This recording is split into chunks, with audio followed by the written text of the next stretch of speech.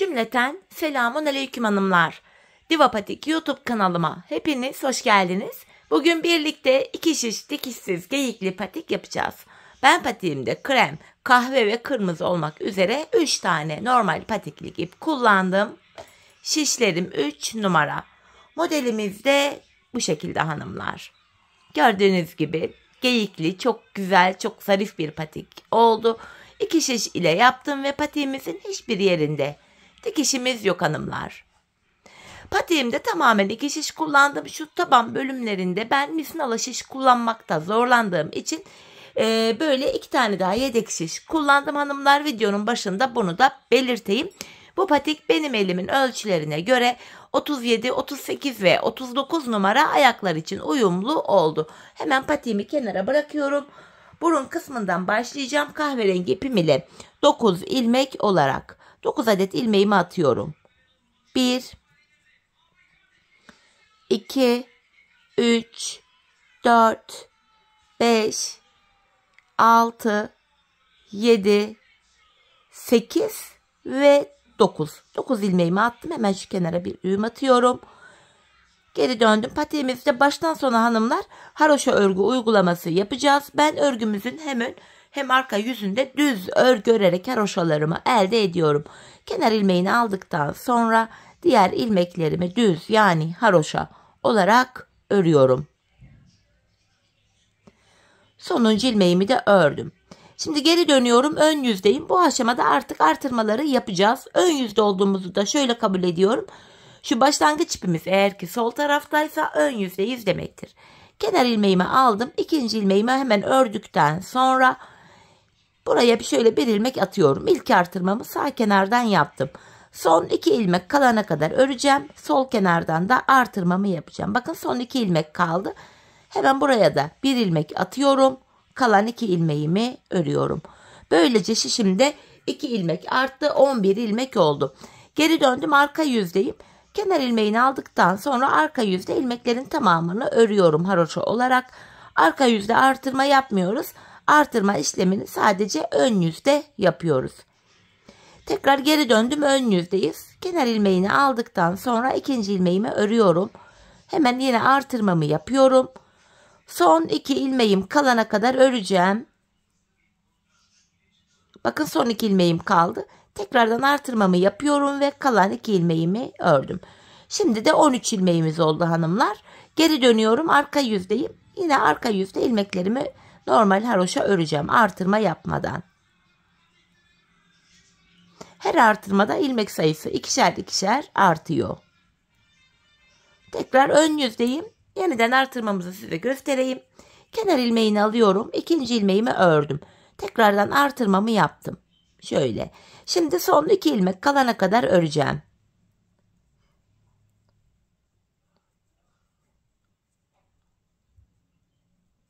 Bakın son 2 ilmeğim kaldı. Hemen artırmamı yapıyorum ve kalan 2 ilmeğimi örüyorum. Böylece 15 ilmeğimiz oldu. Şimdi geri döneceğiz. Arka yüzde ilmeklerimizi öreceğiz. Ön yüzde yine 2 ilmek örüp artıracağız. Son 2 ilmek kalana kadar örüp yine artırmamızı yapacağız. Biz bu artırma işlemine şişimizde 27 ilmek olana kadar devam edeceğiz. Şimdi hep birlikte 27 ilmeğimiz olana kadar artırmalarımızı yapalım, gelelim. Evet hanımlar, 27 ilmeğim olana kadar artırmalarımı yaptım. Arka yüzde de 27 ilmeğimi ördüm, ön yüzdeyim. Şimdi krem ipime geçiş yapacağım. Artık artırma yapmayacağız.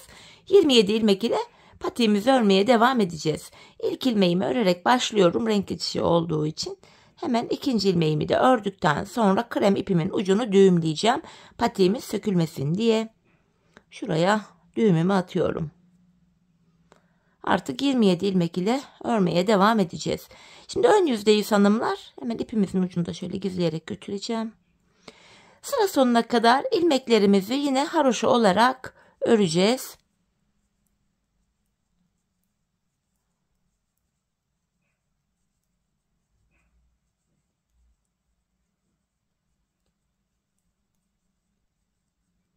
Sonuncu ilmeğimi de ördüm. Geri dönüyorum, arka yüzdeyim. Yine kenar ilmeğini aldıktan sonra ilmeklerimin tamamını haroşa olarak öreceğim.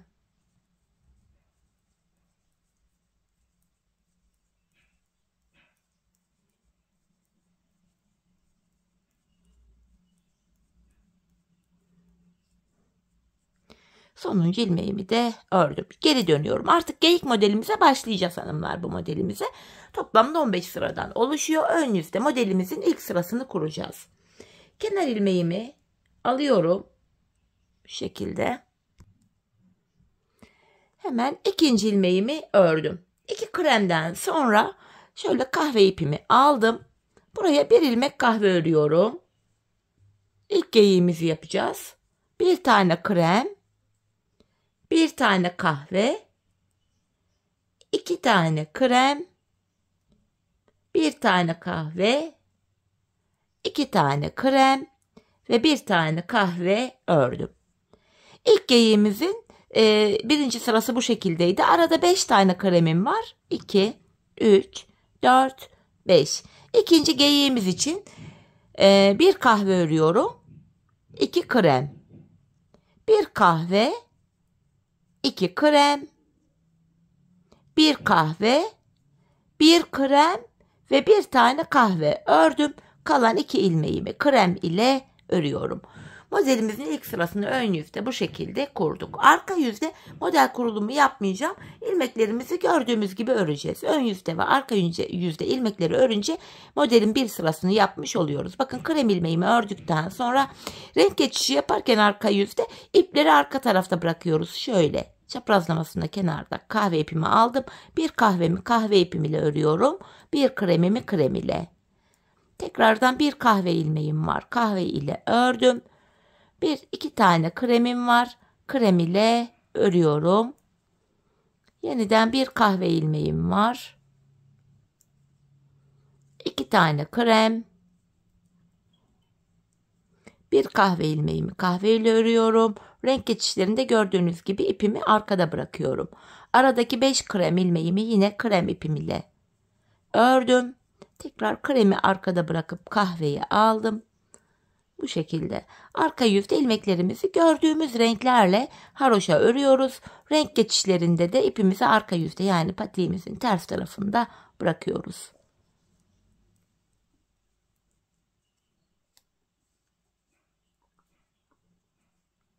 Bu şekilde burada bir kremim var. Krem ile ördüm. Bir kahvemi kahve ile örüyorum. Kalan 2 ilmeğimi de krem ipim ile ördüm. Geldik tekrar ön yüze. Modelde ikinci sıramızı yapacağız hanımlar. Modelimizin ikinci sırasında ilk sırada yaptığımız işlemin aynısını yapıyoruz. İkinci sıramız kenar ilmeğinden sonra bir krem ördüm. Yine bakın burada kahve ilmeğimi kahve ile örüyorum. Krem ilmeğimi krem ile.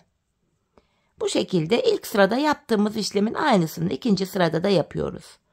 Krem rengi ilmeklerimizi krem ipimiz ile örüyoruz. Kahverengi ilmeklerimizi de kahverengi ipimiz ile örüyoruz. Tekrar bir kahvemi ördüm. 2 krem, bir kahve, 2 krem, bir kahve, bir krem, bir kahve ve son 2 ilmeğim krem. İkinci sıramız da bu şekildeydi.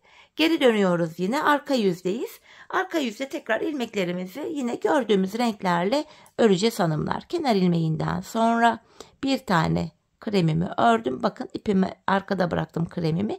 Bir kahveyi kahve ile örüyorum. Bir kremi krem ile. Tekrardan bir tane kahvem var. Kahve ile ördüm. Burada 2 tane kremim var. Krem ile örüyorum. Yeniden bir tane kahvemi kahve ile ördüm. 2 tane kremim var. Krem ipimle örüyorum.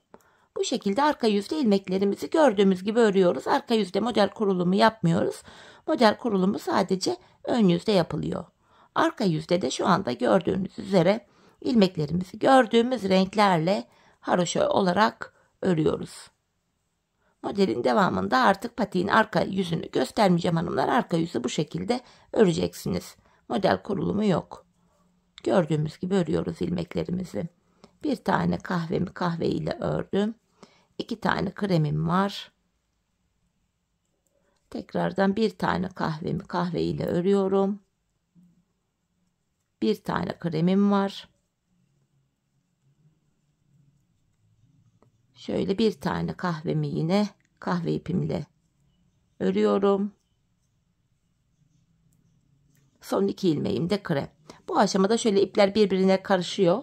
Açmanın da kolay yolu var. Hemen onu da göstereceğim. Bakın. Şöyle hanımlar, 2 ipi şöyle tuttuğunuz anda bakın. Şöyle yaklaştırdığınız anda, şöyle çevirdiğiniz anda kolayca açılıyor. Gördüğünüz gibi ipleri açmanın kolay yolu da bu şekilde, böyle açabilirsiniz. Tek tek ipleri açmanıza gerek yok. Çevirdiğiniz anda açılıyor. Şimdi ön yüzdeyiz. Modelimizde 3. sıradayız hanımlar. Bu sıramızda kalbimizi de ekleyeceğiz. Şöyle kırmızı ipimi, ip karışmasın diye şöyle küçük bir miktar kestim kalbimi yapmak için. Kenar ilmeğini örüyorum. Hemen 2. ilmeğimi de ördüm. Şu geyiğimizin modeli gene aynı kuruluyor. 2 kremden sonra 1 kahve, 1 krem, 1 kahve, 2 krem, 1 kahve, 2 krem, 1 kahve. Bakın ilk geyiğimizin ayaklarını burada ördük. Şimdi kalbimizi yapmak için buraya 2 tane krem örüyorum. Ortaya 1 tane kırmızı öreceğim. 1 ilmek kırmızı. Şöyle. Hemen kırmızı ipimin ucunu da kremime düğümleyeceğim burada. 1 tane kırmızıdan sonra tekrar krem ipimi alıyorum. 2 tane krem. Diğer geyiğimizin ayakları da yine aynı şekilde örülecek. 1 kahve, 2 krem, 1 kahve, 2 krem, 1 kahve, 1 krem, 1 kahve ve 2 tane krem. 3. sıramız da bu şekildeydi. Şimdi arka yüzde hanımlar, yine ilmekleri gördüğümüz renklerle haroşa öreceğiz. Ortadaki bir kırmızı ilmeğimizi de kırmızı ipimiz ile öreceğiz. Sıra sonuna kadar ilmeklerimizi örelim gelelim.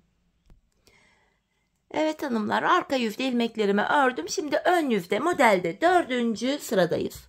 Bu sıramızda kenar ilmeğini aldıktan sonra 2. ilmeğimi krem ile ördüm. Tekrar şöyle kahve ipimi çaprazlamasına alıyorum. 1 kahve, 1 krem, 1 kahve, 2 krem, 1 kahve, 1 krem ve buraya 1 tane kahve örüyorum. Yanına 2 tane krem öreceğim. Kalbimi yapacağım şimdi. Kırmızımı aldım. Şöyle krem ile çaprazlamasına aldım. Buraya 3 tane kırmızı örüyorum bu defa. Kırmızıyı bıraktım. Tekrar kremimi alıyorum. Kahveyi de şöyle kremin üzerinden atlatarak yakınlaştırdım. Yanına 2 tane krem ördüm. 1 tane kahve. Bu şekilde 1 krem, 1 kahve, 2 krem, 1 kahve, 1 krem, 1 kahve ve 2 tane krem. Modelimizde 4. sıramızda böyle. Şimdi arka yüzde ilmeklerimizi gördüğümüz renklerle haroşa örelim gelelim hanımlar. Evet hanımlar, şimdi de modelimizde 5. sıradayız. Bu sıramızda kenar ilmeğinden sonra 2. ilmeğimi krem ile ördüm. Şöyle çaprazlamasına kahvemi alıyorum. 7 tane kahve öreceğim. 1, 2, 3, 4, 5, 6, 7. Tekrar krem ipimi alıyorum. 2 tane krem. 1, 2. Şimdi de kırmızımı alıyorum şöyle çaprazlamasına. 5 tane kırmızı. 3, 4, 5. 2 tane daha krem öreceğim. Şöyle kahveyi kremin üzerinden atlattım. 2 tane krem. Tekrar kahvemi alıyorum. 7 ilmek kahve de buraya örüyorum. 2, 3, 4, 5, 6, 7. Ve kalan son 2 ilmeğimi de krem ipim ile ördüm. 5. sıramızda böyleydi. Şimdi arka yüzde ilmeklerimizi gördüğümüz renklerle örelim gelelim hanımlar. Evet hanımlar, yeniden ön yüzde ve modelde 6. sıradayız. Bu sıramızda kenar ilmeğini aldıktan sonra 2. ilmeğimi örüyorum. Tekrar şurada şöyle çaprazlamasına kahve ipimi aldım. 7 tane kahve örüyorum. 2, 3, 4, 5, 6, 7. Yanına 2 tane krem öreceğim. 1 ve 2. kremim. Kalbimizin son sırasını yapacağız artık. Şöyle kırmızımı aldım. 2 kırmızı. Ortaya 1 krem ve 2 kırmızı. Tekrardan kremimi alıyorum. Şöyle kahveyi de kremin üzerinden atlatarak yakınlaştırdım. 2 tane krem ördükten sonra tekrar kahve ipimi alıyorum. 7 tane kahve. 4, 5, 6, 7. Kalan 2 ilmeğimi de krem ipim ile örüyorum hanımlar. Bu şekilde. Şimdi arka yüzde yine ilmeklerimizi gördüğümüz renklerle örelim gelelim. Evet hanımlar, yeniden ön yüzde ve modelimizde de 7. sıradayız. Bu sıramızda kenar ilmeğini aldıktan sonra hemen kahve ipime geçiş yapacağım. Şöyle kahverengi ipimi alıyorum. Kenar ilmeğinden sonra bir tane kahve ördüm. Tekrar buraya yanına bir tane krem örüyorum. Yeniden kahvemi aldım. 7 ilmek kahve öreceğim. 2, 3, 4, 5, 6, 7. Tekrar kremimi alıyorum. Ortaya 7 krem. 1, 2. Hemen burada hanımlar kırmızı ipimi de keseceğim şöyle. Şöyle ucunu düğümlüyorum buraya. Kırmızı ilaçımız kalmadı. Sadece kalp için kullanmıştık. Şu 3. krem ilmeğim 4, 5, 6, 7. Diğer geyiğim için de tekrardan hanımlar şöyle kahve ipimi aldım. 7 kahve öreceğim. Şu 1. kahve ilmeğim 2, 3, 4, 5, 6, 7. Yanına bir tane krem, bir tane kahve ve son kenar ilmeğimi de krem ile örüyorum. Bu şekilde. Arka yüzde yine ilmeklerimizi örelim gelelim. Evet hanımlar, yeniden ön yüzdeyim ve modelimizde de 8. sıradayım. Bu sıramızda kenar ilmeğini aldıktan sonra 2. ilmeğim, krem ile örüyorum. 3 ve 4. Kenar ilmeği ile birlikte toplam 4 tane krem ördüm. Tekrar kahve ipimi alıyorum. 3 tane kahve, yanına bir tane krem ve 2 tane kahve. Tekrardan krem ipimi aldım hanımlar. Ortaya 7 ilmek krem örüyorum. 1, 2, 3, 4, 5, 6, 7. Şimdi diğer devemize geçiyoruz. Tekrar kahvemi aldım. Buraya 2 kahve, bir tane krem, 3 tane kahve ve kalan 4 ilmeğimi krem ipim ile örüyorum. Bu şekilde. Arka yüzde yine ilmeklerimizi örelim gelelim. Evet hanımlar, şimdi yeniden ön yüzde ve modelimizde 9. sıradayız. Bu sıramızda kenar ilmeğini aldıktan sonra şu 2. ilmeğim 3, 4, 5, 6, 7, 8 tane krem örüyorum. Burada 2 kahvem vardı. Bunu yine kahve ipim ile öreceğim. 1, 2. Tekrardan kremimi alıyorum. Ortaya 7 tane krem. 3, 4, 5, 6, 7. Ve hemen şuradaki 2 kahveyi de kahve ipim ile öreceğim.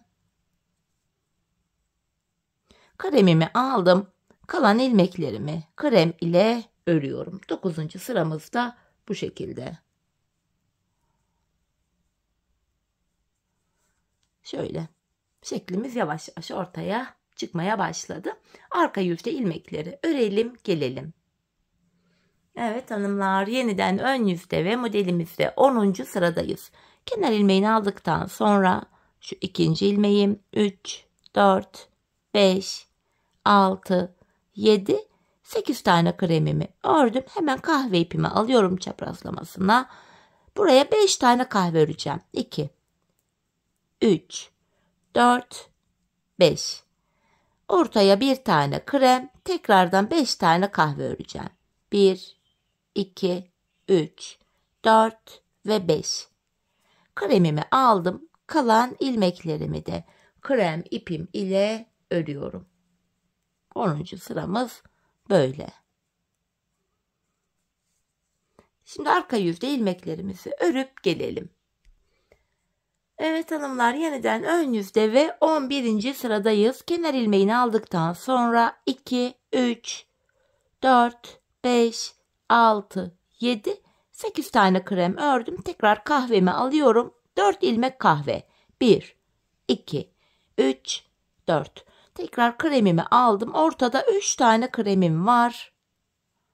Yeniden kahvemi aldım. 4 tane daha kahve örüyorum. 3 ve 4. Tekrar kremimi aldım. Kalan ilmeklerimi krem ipim ile örüyorum. 11. sıramızda böyle. Şimdi arka yüzde ilmeklerimizi örelim gelelim. Evet hanımlar, yeniden ön yüzde ve 12. sıradayız. Kenar ilmeğini aldıktan sonra 2, 3, 4, 5, 6, 7, 8 kremimi ördüm. Yine burada şöyle çaprazlamasına kahvemi alıyorum. Bir kahve, bir krem, bir kahve ördüm. Tekrar kremimi alıyorum. Geyik arasında 5 tane kremim var. 1, 2, 3, 4, 5. Tekrardan ikinci geyiğim için bir kahve, bir krem, bir kahve ördüm. Kalan ilmeklerimi krem ile örüyorum. Şimdi arka yüzde ilmeklerimizi örelim gelelim hanımlar. Evet hanımlar, tekrar ön yüzde modelde 13. sıradayız. Bu sıramızda kenar ilmeğini aldım. İkinci ilmeğim 3, 4, 5, 6, 7 tane krem ördüm. Şöyle çaprazlamasına yine kahvemi alıyorum. Buraya 2 kahve, 1 krem, 1 kahve ördüm. 2 geyik arasında 5 kremim var. 1, 2, 3, 4, 5. Şimdi de ikinci geyiğimi yapacağım. 1 kahve, 1 krem, 2 kahve. Tekrar kremimi aldım. Kalan 7 ilmeğimi krem ipim ile örüyorum. 13. sıramızı tamamlamış olduk. Şimdi arka yüzde ilmekleri örüp gelelim. Evet hanımlar, yeniden ön yüzde ve modelde 14. sıradayız. Kenar ilmeğini aldım. 2, 3, 4, 5, 6 tane krem ördüm. Kahvemi alıyorum.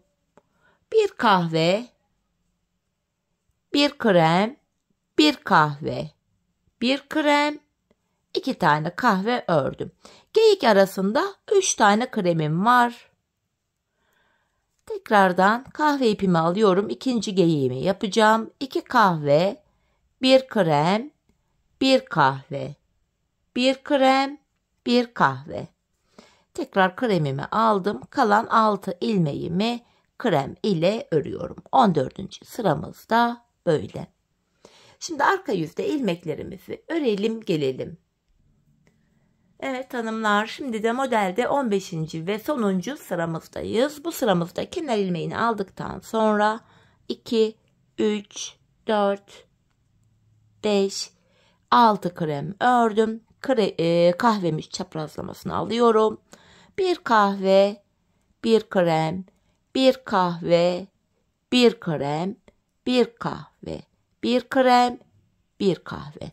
İlk geyiğimizi yaptık. Geyik arası için bir tane krem örüyorum. İkinci geyiğime geldim. Bir kahve, bir krem, bir kahve, bir krem, bir kahve, bir krem, bir kahve. Kalan 6 ilmeğimi de krem ipim ile örüyorum. 15. ve sonuncu sıramız böyle. Arka yüzde ilmeklerimizi örelim gelelim. Evet hanımlar, ilmeklerimi ördüm. Tekrar ön yüzdeyiz. Artık geyiğimiz bitti. İlmeklerimizin tamamını krem ile öreceğiz. Artık kahve ipimizi de kesebiliriz. Ön yüzde sıra sonuna kadar krem ile örelim. Arka yüzde yine krem ile örelim. Burada bir diş haroşamız olacak hanımlar. Şimdi örüp tamamlayalım bu bölümü. Evet hanımlar, buraya bir diş haroşamı ördüm. Şimdi ön yüzdeyiz. Bu aşamada kenar ilmeğini aldıktan sonra yine ön yüzde ilmeklerimi sıra sonuna kadar öreceğim. Arka yüzde kesimler yapacağız bu defa. Bilek bölümünde kesimlerimiz olacak.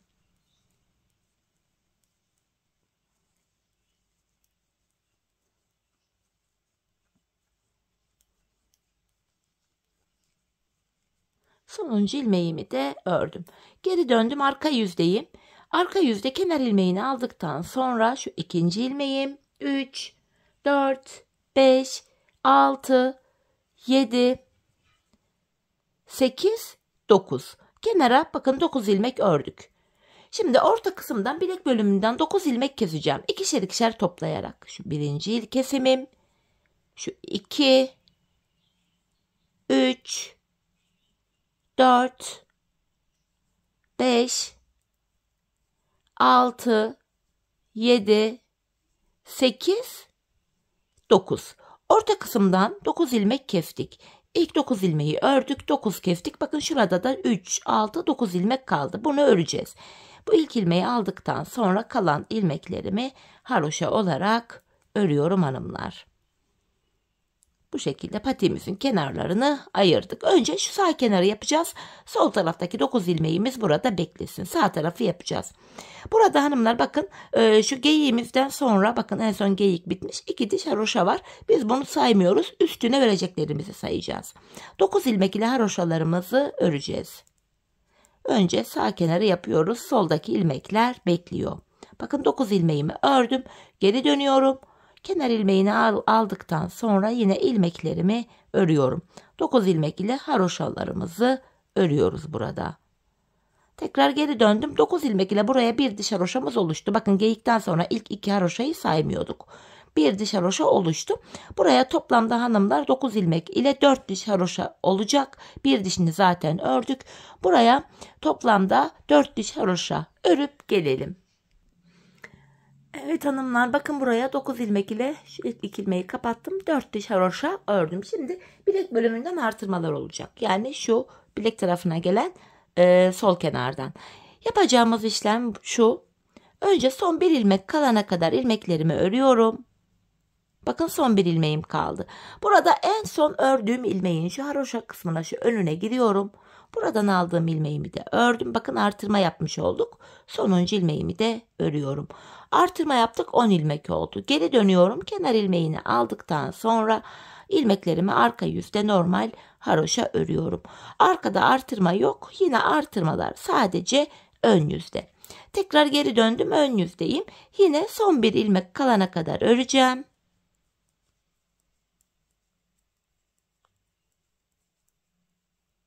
En son ördüğüm ilmeğin şurasına giriyorum ve buradan aldığım ilmeğimi de ördüm. Sonuncu ilmeğimi de örüyorum. Şimdi de 11 ilmek oldu. Yine geri dönüyorum. Arka yüzde 11 ilmeğimi haroşa örüyorum.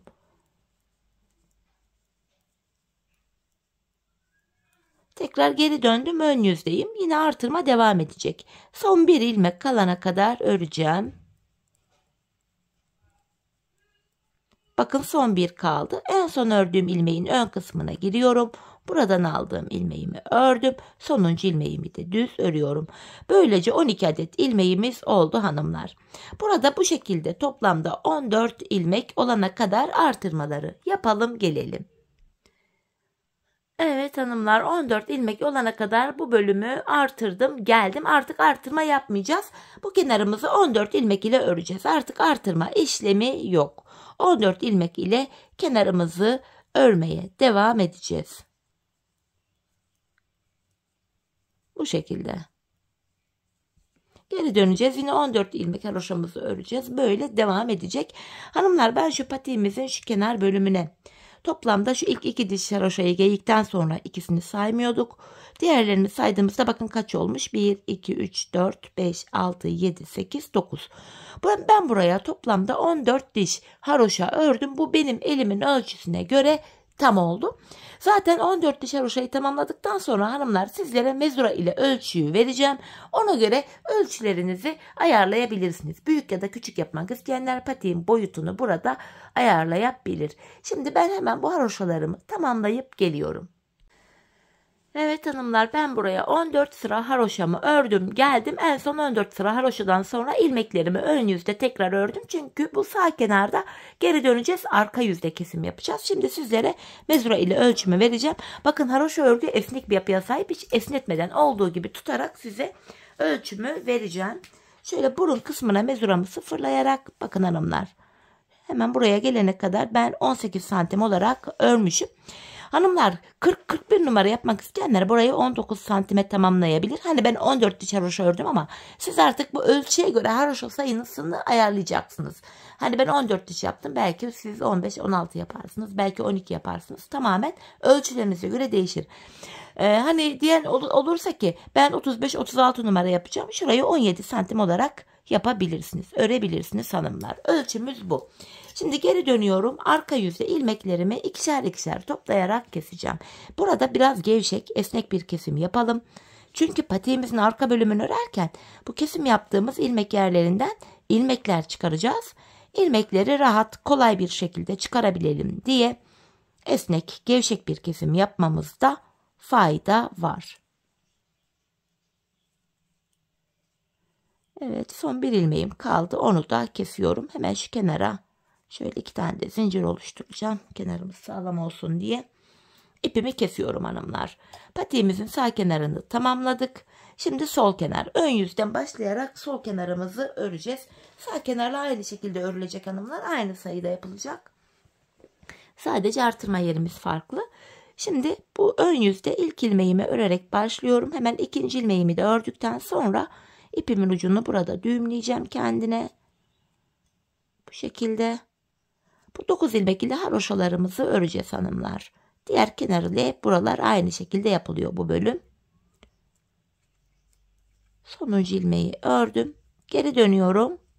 Yine arka yüzde de bu 9 ilmeğimi haroşa olarak örüyorum. Sonuncuyu da ördüm.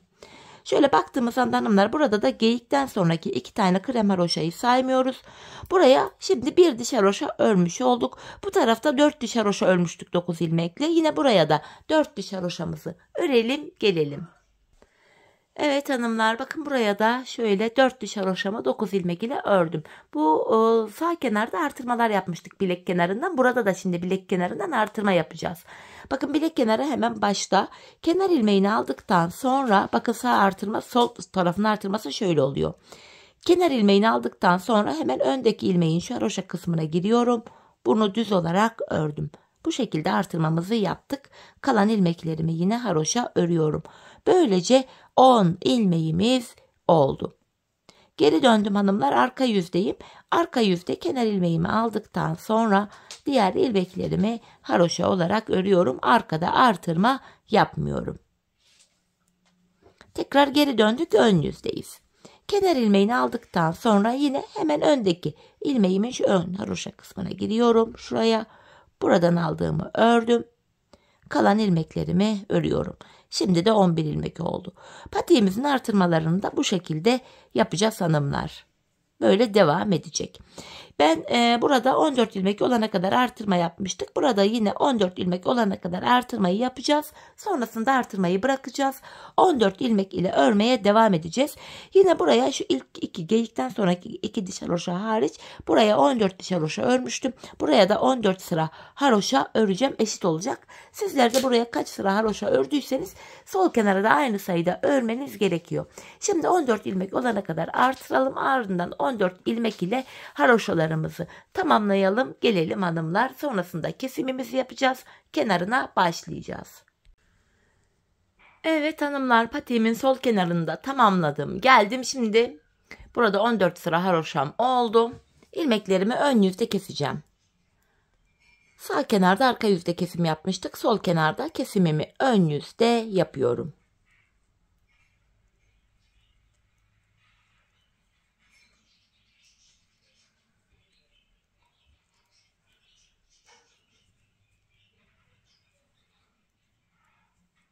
Yine gevşek bir kesim yapıyorum. Sonuncu ilmeğimi de kestim. Patiğimizin üst bölümünü tamamladık hanımlar. Şimdi şu kenarlarını yapacağız. Videonun başında dediğim gibi yedek şişlerimi şöyle ayarladım. Bu bölümde misinalı şiş kullanılabilir.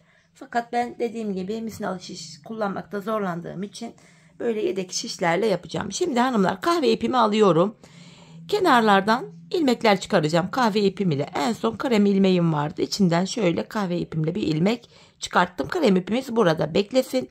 Sırasıyla kenar ilmek yerlerine girerek ilmekler çıkaracağız hanımlar. Bakın şu ikinci ilmeğim. Hemen 2 ilmekten sonra kahve ipimin ucunu da düğümleyeyim. Patiğimiz sökülmesin diye.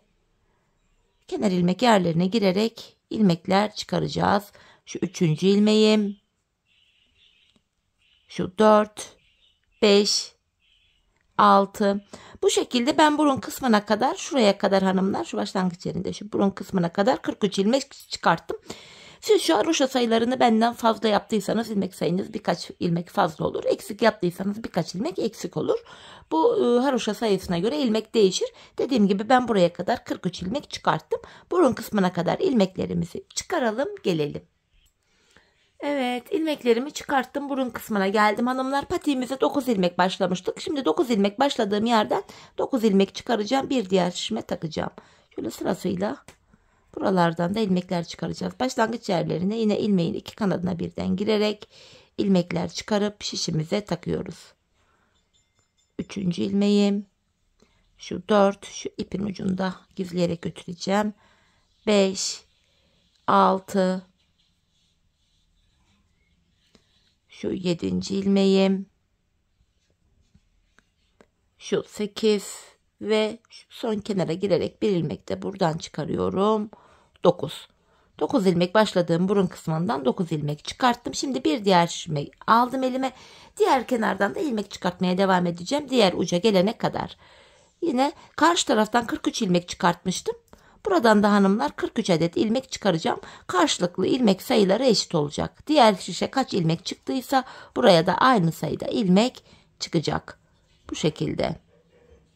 Bakın 4 ilmeğim oldu. 5, 6, 7. Bu şekilde sıra sonuna kadar ilmeklerimizi karşı tarafla aynı olacak sayıda çıkaralım, gelelim. Evet hanımlar, buradan da ilmeklerimi çıkarttım. Şimdi geri dönüyorum. Artık ilmeklerimizi öreceğiz. Yine kahve ipimizle devam edeceğim. Kenar ilmeğini aldıktan sonra şu an arka yüzdeyiz. İlmeklerimi yine düz olarak öreceğim. Böylece ön yüze kahve ipimiz ile bir diş haroşamız düşecek. Bu şekilde bakın, ön yüzde bir diş haroşamız oluştu. Bu şekilde bu şişimizi tamamlayacağız. Sonra burun kısmını, sonra da diğer şişimizi diğer uca kadar haroşa örelim, gelelim. Evet hanımlar, diğer uca kadar ilmeklerimi ördüm. Kenarımızda bir diş kahve haroşamız oluştu. Şimdi haroşalarımıza devam edeceğiz. Fakat renk geçişi yapacağız. Krem ipimizi kullanacağız. Kahveyi değil. Kenar ilmeğini örerek başladım. Hemen 2. ilmeğimi ördükten sonra artık kahve ile işim kalmadığı için kahve ipimin ucunu keseceğim. Hemen ipimi şurada kremimi düğümlüyorum. Artık haroşalarımıza krem ipimiz ile devam edeceğiz hanımlar. İlmeklerimizi krem ipimiz ile haroşa olarak öreceğiz. Şu kahve ipimin ucunu kremin üzerinden atlatarak şöyle götürüyorum. Diğer uca kadar krem ile öreceğiz. Tekrar geri döneceğiz. Arka yüzde yine krem ile öreceğiz. Böylece bir diş haroşada krem ipimizle düşmüş olacak. Hanımlar, ben bu patiğimin şu kenarına bakın, toplamda şurada bir tane kahve ipim ile yapmış olduğum haroşam var. 3 tane de krem ile. Biri kahve, 3'ü krem olmak üzere bu kenarda toplamda 4 diş haroşamız olacak. Kahveyi birlikte yaptık. Kremi de başlattık. Buraya şimdi 3 diş haroşa krem ipimiz ile örelim, gelelim. Ardından tabanımıza birlikte başlayalım. Evet hanımlar, patiğimin kenarlarını ördüm. Biri kahve, 3'ü krem, toplamda kenarlarımızda 4 diş haroşamız oluştu. Şimdi patiğimizin tabanına geçeceğiz. Tabanını örmeye burundan başlayacağız. Öncelikle ön yüzdeyim. Bu ilk şişimdeki ilmeklerimi yine haroşa olarak, yani düz olarak öreceğim. Bu şekilde ilk şişimizi hanımlar şu burun kısmına kadar örelim, gelelim. Evet hanımlar, ilk şişimi ördüm, geldim. Şimdi burun kısmındayım. 9 ilmeğim var burunda. Öncelikle bu 9 ilmeğimi de yine örüyorum. Tabanımıza başladık. 9. ilmeğimi de ördükten sonra hemen yan taraftaki şişimden bir ilmek alarak örüyorum. Bunu da ortaya ekledim. Bu orta bölümde 10 ilmek oldu. Ardından geri dönüyorum. Bu aşamada ipimiz hep karşıda olacak ve ilk ilmeği örmeden alacağız. Bu tabandaki 10 ilmeğimi öreceğim. Ardından hemen şu yan taraftan da bir ilmek örerek ortaya ekledim. Ortada 11 ilmek oldu. Ortada 15 olana kadar bu işleme devam edeceğim. Yine ipim karşıda, ilk ilmeği örmeden aldım. 11 ilmeğimi örüyorum. Sonrasında hemen yandan bir ilmek örerek ortaya ekledim. Ortada 12 ilmek oldu. Geri döndüm. İpim karşıda, ilk ilmeği örmeden alıyorum. Şimdi de 12 ilmeğimi öreceğim.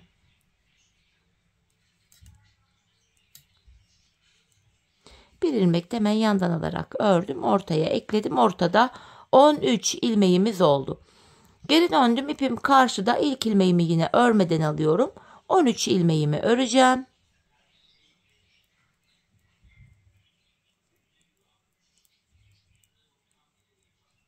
Şimdi de şişimden bir ilmek daha alarak ortaya örerek ekledim. 14 oldu. Geri döndüm. İlk ilmeğimi yine alıyorum. Ortadaki 14 ilmeğimi öreceğim.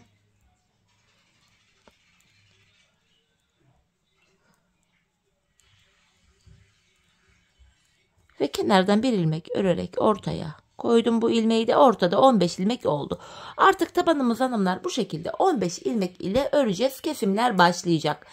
Yine ipimiz hep karşıda olacak. İlk ilmeğimizi örmeden alıyoruz. Tabanımda son bir ilmek kalana kadar öreceğim. Yani 14 ilmek öreceğim.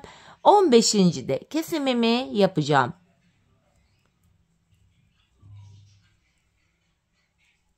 Bakın tabanda son bir ilmeğim kaldı. Bunu örerken yandan da bir ilmek alıyorum. İkisini keserek örüyorum. Kesimden sonra geri döndüm. Yine ipim karşıda. İlk ilmeğimi örmeden alıyorum. Tekrardan tabanda son bir ilmek kalana kadar yani 14 ilmeğimi öreceğim. 15. ilmekte yandan da bir ilmek alarak ikisini keseceğim. Bakın sonuncu ilmeği örerken yandan da bir ilmek aldım. İkisini kesiyorum. Kesimden sonra yine geri dönüyoruz. 15 ilmek ile taban bu şekilde örülüyor. Yine ipim karşıda, ilk ilmeğimi örmeden aldım. İlmeklerimi örüyorum. Ta ki son bir ilmek kalana kadar. Bakın tabanda yine son bir kaldı. Bunu örerken yandan da bir ilmek alıp ikisini kesiyorum. Tabanımız hanımlar 15 ilmekle bu şekilde kesilecek. Biz bu kesme işlemine bu sağ ve sol şişimizde kenarlarda ikişer ilmek kalana kadar devam edeceğiz hanımlar. Şimdi hep birlikte patiğimizin tabanını kenarlarda ikişer ilmek kalana kadar örelim gelelim. Evet hanımlar, patiğimin tabanını ördüm geldim. Sağ ve sol kenarda ikişer tane ilmeğimiz kaldı. Şimdi yine kesime devam edeceğim. İpim karşıda, ilk ilmeğimi örmeden aldım. Yeniden ilk 14 ilmeğimi öreceğim. Yani tabanda son bir ilmek kalana kadar öreceğiz. Bakın burada son bir ilmeğim kaldı. Bunu örerken yanından da bir ilmek alıp ikisini keserek örüyorum. Kenarda bir ilmek kaldı burada. Ardından geri döndüm. İpim karşıda, ilk ilmeği örmeden aldım. İkinciyi örüyorum. Ardından öndeki 2 ilmeğimi kesiyorum hanımlar. Bakın burada bir kesim yaptım. Şimdi şurada son 2 ilmek hariç şu tabanda son 4 ilmek kalana kadar öreceğiz. Sol kenarda da kesimi yapacağız. Bakın son 4 ilmek kaldı. Öndeki 2 ilmeği kesiyorum. Yanındaki bir ilmeğimi normal ördüm. Sonuncu ilmeği örerken kenardan da bir ilmek alarak ikisini kesiyorum. Tekrar geri döndüm hanımlar. İpim karşıda, ilk ilmeği örmeden aldım. Bakın kenarlarda birer ilmek kaldı. Bu defa son 2 ilmek kalana kadar öreceğim. Son 2 ilmeği keseceğim. Bu şekilde son 2 ilmeğimi kestim. Geri döndüm. İpim karşıda, ilk ilmeği örmeden aldım. İkinciyi örüyorum. Yine öndeki 2 ilmeğimi kestim. Tekrardan şu taban bölümde hanımlar şu kenardaki bir ilmek hariç şurada son 4 kalana kadar öreceğim. Bakın son 4 kaldı. Öndeki 2'yi tekrar kesiyorum. Yanındaki bir ilmeği düz ördüm. Sonuncu ilmeği örerken hemen kenardakini de alıyorum. İkisini keserek örüyorum.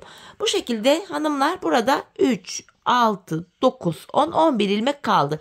11 ilmek ile artık patiğimizin arkasını öreceğiz. Yine ipim bu aşamada karşıda, ilk ilmeğimi örmeden alıyorum. Şimdi son 2 ilmeğim kalana kadar öreceğim.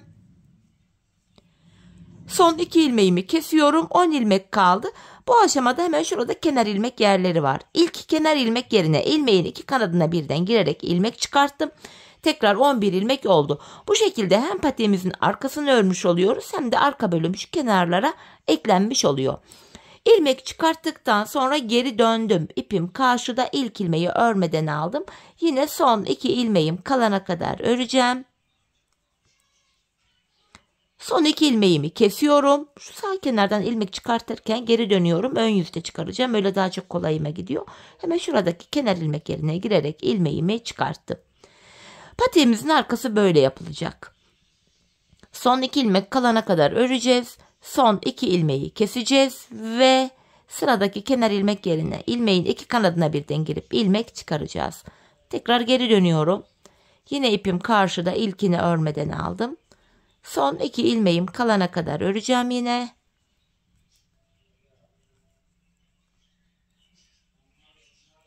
Son 2 ilmeğimi kesiyorum.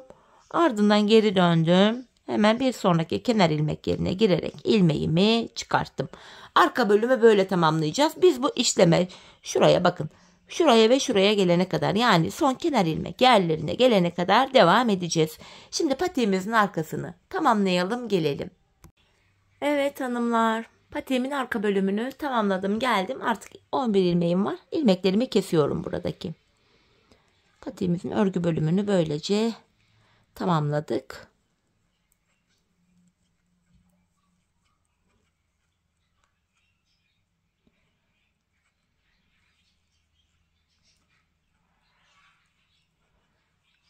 Bu şekilde ilmeklerimizin tamamını kestim.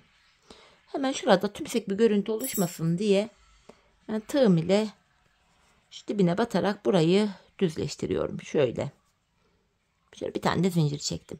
Patiğimizin örgü bölümünü tamamladık hanımlar. Şimdi patiğimize şöyle 2 sıradan oluşan bir kenar oyası yaptım. İlkini krem ile yapacağız. Sadece sık iğne tekniği ile kenar oyamızın ilk sırasını yapıyoruz. Sıradaki kenar ilmek yerine ilmeğin 2 kanadına birden batarak ilmek çıkarıyoruz ve tığımızdaki ilmekleri topluyoruz. Sık iğne tekniği uyguluyoruz. Biraz gevşek yapalım hanımlar. Eğer sıkı yaparsak patiğimizin boğaz kısmı gergin durur. Ayağa zor girer. Bu nedenle şöyle gevşek bir şekilde sık iğneyi yapacağız. Şöyle. Patiğimizin çevresini bu şekilde hanımlar dolanalım. Şu ilk başladığımız yere kadar sık iğnemizi yapalım, gelelim. Evet hanımlar, kenar oyamın ilk sırasını tamamladım, geldim. Hemen şuraya bir tane zincir çekiyorum. İpimi keseceğim. Şimdi ikinci sırayı yapacağız. Öncesinde hemen şu ipimizin ucunu şu arka ilmek aralarına girerek gizleyeceğim. İplerin uçlarını böyle gizlemeye önem verelim hanımlar. Hani ayağı giydikten sonra böyle çıkarsa dışarı hoş görüntü olmaz. Buna dikkat edelim. Kenar oyamın ikinci sırasında da patiğimde kullandığım kahve ipimle yapacağım. Şöyle önce bir kahve ipimle bir ilmek oluşturuyorum. Şimdi de ters sık iğne yöntemi uygulayacağız hanımlar. Kenar oyamızı bitirdiğimiz yerden itibaren şöyle buraya ilmeğimi sabitledim. Geri geri gideceğiz. Bakın bir gerideki sık iğnenin içine girerek şöyle ilmek çıkarıyorum. Tığımdaki ilmekleri topluyorum. Bir gerideki krem sık iğnenin içine girerek ilmek çıkartıyorum. Tığımdaki ilmeklerimi topluyorum. Kenar oyamızın ikinci sırasında da bu şekilde ters sık iğne yöntemini uyguluyoruz. Geri geri gidiyoruz hanımlar. Bir gerideki sık iğnenin içine girerek ilmek çıkarıyoruz. Tığımızdaki ilmeklerimizi topluyoruz. Bu şekilde. Patiğimizin çevresini bu şekilde ilk başladığımız yere kadar dolanalım, gelelim. Evet hanımlar, kenar oyamı tamamladım, geldim. İlk başladığım yere kadar kenar oyamı yaptım. En son şuraya da bir tane zincir çektim. İpimi kesiyorum. Hemen şu ipimizin ucunda gizleyeceğim. Patiğimize bakalım sonrasında. Şu kahve ilmek aralarına girerek ipimizin ucunu gizliyorum. Bu şekilde. Evet hanımlar, patiğimizi tamamladık. Bakın görüntü itibariyle patiğimiz şöyle. Patiğimizin duruşu bu şekilde. Bakın diğer kenarımız şöyle, tabanımız haroşa olduğu için gördüğünüz gibi gayet esnek, ayağı saran bir model oldu. Hemen manken ayağıma da giydireceğim. Birlikte ayağımızda da görelim. Çok güzel, çok şık, hoş bir patik oldu hanımlar. Ben çok beğenerek, çok severek yaptım. Umarım sizler de patiğinizi benimle birlikte beğenerek, severek yaparsınız. Yapacak olanlara da şimdiden kolay gelsin diyorum. İşte hanımlar, patiğimizin ayaktaki duruşu da bu şekilde. Şöyle önden duruşu, kenarlarımız, tabanımız, şu arka bölümü, model böyle. Evet hanımlar, yine birlikte güzel bir modelin daha sonuna geldik. Umarım sizlere faydalı, hoş bir video olmuştur. Yeni modellerde, yeni videolarda buluşmak dileğiyle şimdilik hoşça kalın, sağlıcakla kalın.